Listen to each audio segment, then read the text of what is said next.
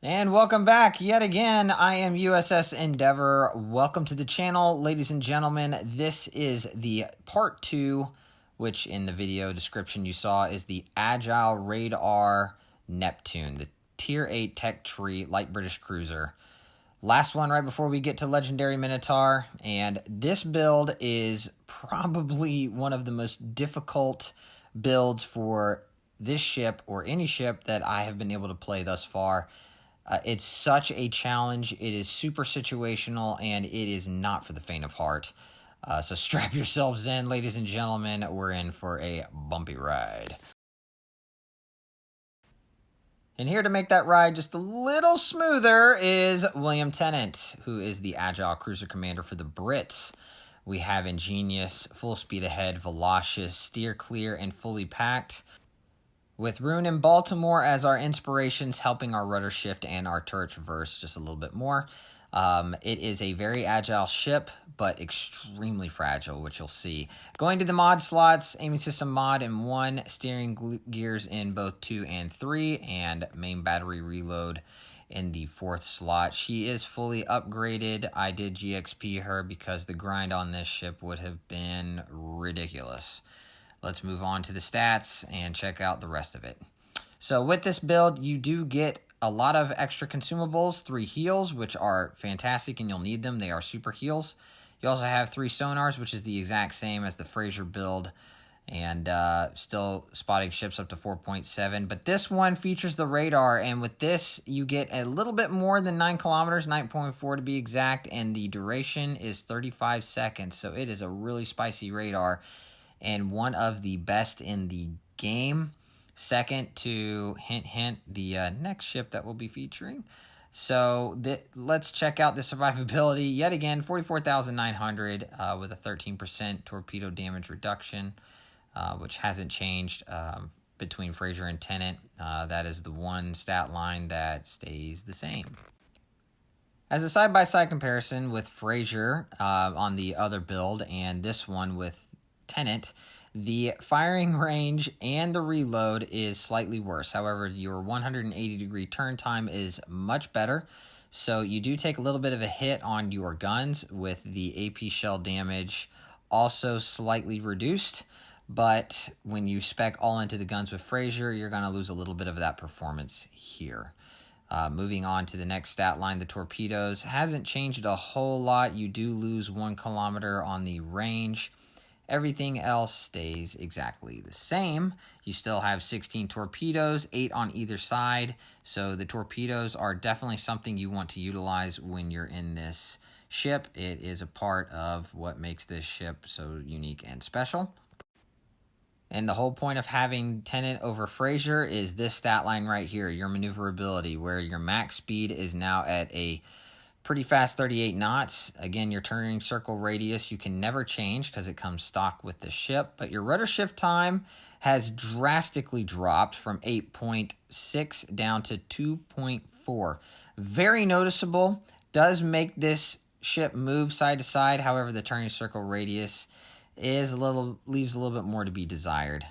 Your concealment also takes a bit of a hit, which is not good in this ship, and without the smoke at your disposal, you are required to be behind islands, as your armor, as you're about to see, is not going to be enough to protect you against the ships that you face at this tier, at Legendary, and even at Tier 7, to be perfectly honest. However, you do lose out a little bit on your detectability range and detectability by air. And we've talked about the armor in the last video, but in case you're new to this one, it doesn't really have any. 16 millimeters of armor wrapping around the entire ship. You're going to get punched right through the bow by practically everything but 203s. And your citadel is above the water line quite significantly, and it's a step citadel. So anything that punches through 16 millimeters of armor is gonna wreck this thing. And without smoke, it makes this very difficult. Here we're going to be showcasing the first of 2 clips. This one's going to be pretty short because here on the map we are pushing straight into Charlie. We want to be the first one here. As you can see behind me, we have a couple of ships that are behind us, supporting us. But this is a move that is extremely risky. Again, not for the faint of heart, because we're going up against quite a bit of ships right here. We have 2 Clevelands, a Plymouth, and you're about to see a battleship in the main come around this corner. And we're obviously getting focused because we're making this move to try and get the cap and get over to this island as quickly as we can. We know we're going to take a lot of damage, but here we pop the radar, which is going to light everything up for our team. And we're trying to stay angled as best we can, not to get completely wiped off the board. But you can see we have 5 ships over here that we have detected, and they're all focusing us for obvious reasons. We're out in front, but we're trying to make this move up here, which you really can only do in an agile build. And because you have no smoke, this island is really our only level of protection. We finally dropped spot. I'm backing up to try and get a little bit farther into it so that I don't get spotted further. We did dump torps because why not? But we're trying to take this cap, and as you can see, our destroyer in Bravo took that cap. We didn't have one on this side, so I'm taking on that role. It's very aggressive, very silly, but as you can see, the heal has helped gain a lot of our health points back. We're getting spotted by sonar, by radar. I mean, we're constantly getting detected, but because we're hiding behind this island, we're able to take this cap from relative safety, even though everybody knows we're here. And we've stopped this push. As you can see, nobody else is pushing up. We have support by our ships behind us, and I'm pinging them because I'm like, come on guys, start taking advantage of this information and all of this stuff that I have, because pretty soon here you're going to see they get kind of fed up with me being here, and they're going to push to try and get me out of this spot. Here I'm backing up just a little bit to see if I can get another spot on the Cleveland way out there. Take some shots. I know that I'm going to get focused. You can see in the upper right hand corner where it says I'm spotted. I'm being targeted. I was at one point by 4 ships. So there we finally take the cap. Our entire push finally gets rewarded. And here the main is pushing up, and you also have the Cleveland that's going to be assisting him. And they don't like me being here because now we're accruing points. We have all 3 caps, and I'm not long for this world, but I did my job. I wanted to get up here. I took the chance that I wasn't going to last very long because I'm kind of taking on the role of a destroyer and being a major pest and relying on my teammates behind me to try and wipe out these ships. I get 2 citadels there on the Cleveland, and my team behind me has been safe pretty much this whole time. I'm giving them a ton of information. Here they're helping me out, but this main is going to punch right through my bow and wipe me out. And so here I'm just fast forwarding to the end of the match to kind of showcase that even though I died relatively early on in the match, and that was right at the beginning of the game, you can see that even though over half the match I was dead, I still made top 3 because getting those caps and I didn't get a lot of damage, the game will reward you. So that's just a really quick clip.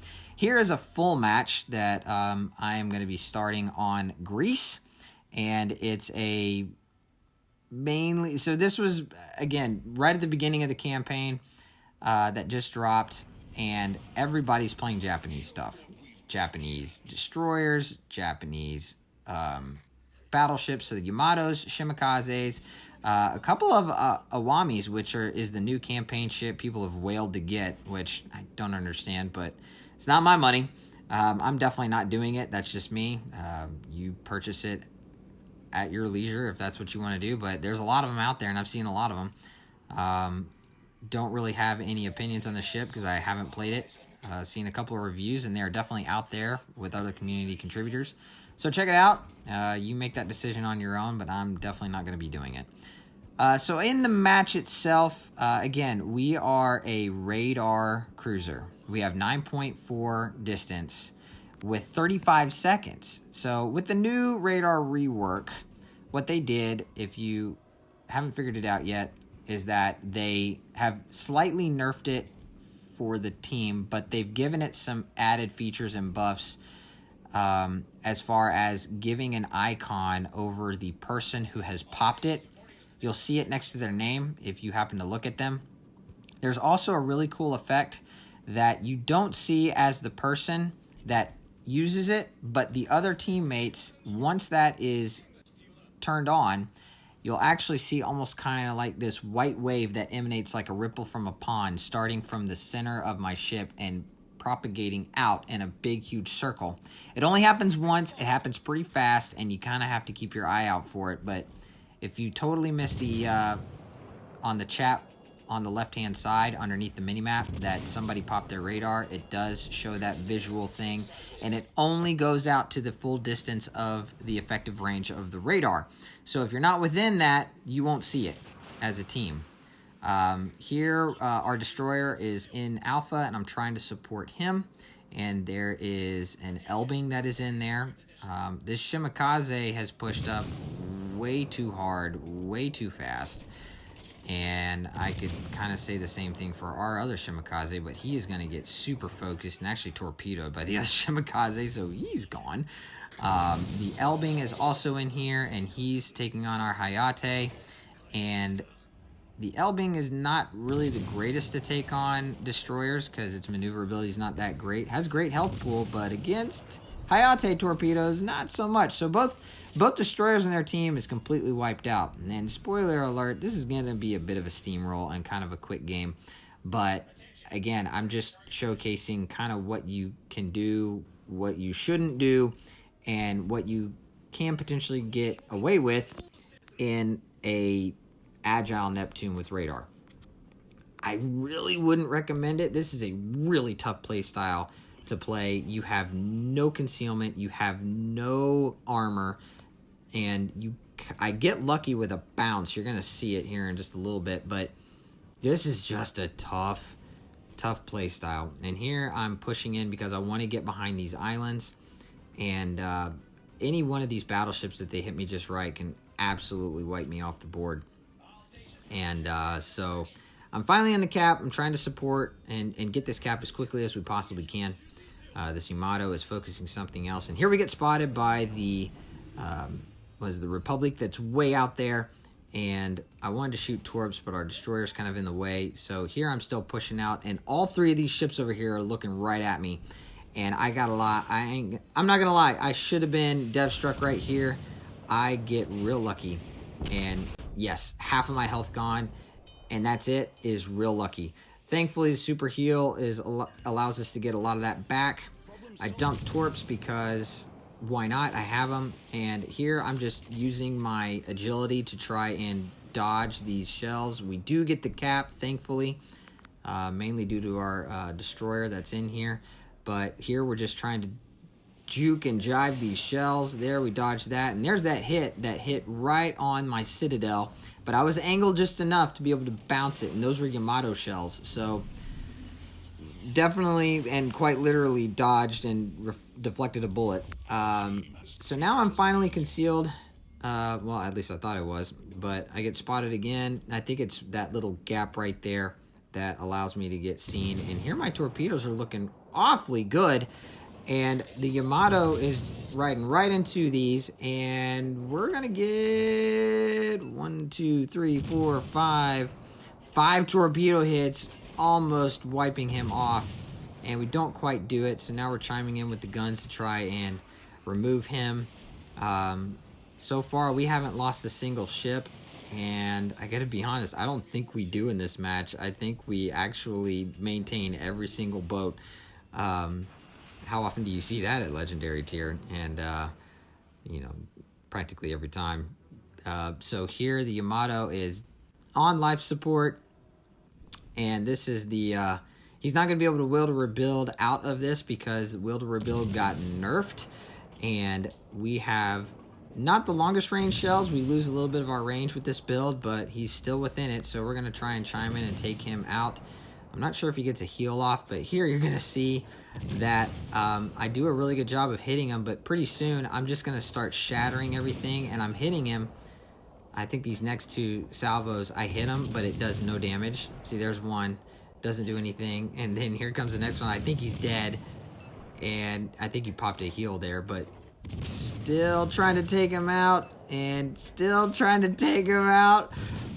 And do we? No, we still don't. Oh my gosh, this is just killing me. And there's a couple of bounces. I'm like, come on, will you just die? And I still don't kill him. And so I take a final shot, and I'm like, you know what? If he's not gonna die, he's not gonna die. There's nothing I can do about it. And I finally almost gave up, but that last one finally kills him and takes him out. So now they're down to only 4 ships to our 9. It's been an absolute steamroll, and I didn't even get to utilize the radar in this match, which is kind of unfortunate. Which kind of it stinks, but that's just kind of what happened in this match. I didn't get to run into any destroyers that weren't already spotted or weren't already being taken care of, but you have them at your disposal. But this is just such a tough ship to play. I just wanted to showcase those 2 clips. It was probably the best going I was able to get out of this. If you're going to play this ship, I think it needs to be with the smoke. You're going to have a much more fun time. The radar mode is if you want to go for extreme hard mode, and you definitely will experience that as I did. It was a pretty painful experience, but that's a look at it. Good luck with it if that's how you want to play this ship. I salute you if you can have a really, really fantastic, good game in it. I didn't. So this is going to do it for the Neptune. I finally am able to move on to the Minotaur, which I'm excited for. I love that ship. I have many more games in it than I do the Neptune, and I think I play a lot better in it, and I play it in a way that is a little different. So come check it out. Thank you so very much, Captains, for tuning in. I will see you in the next video. This is the USS Endeavor signing off.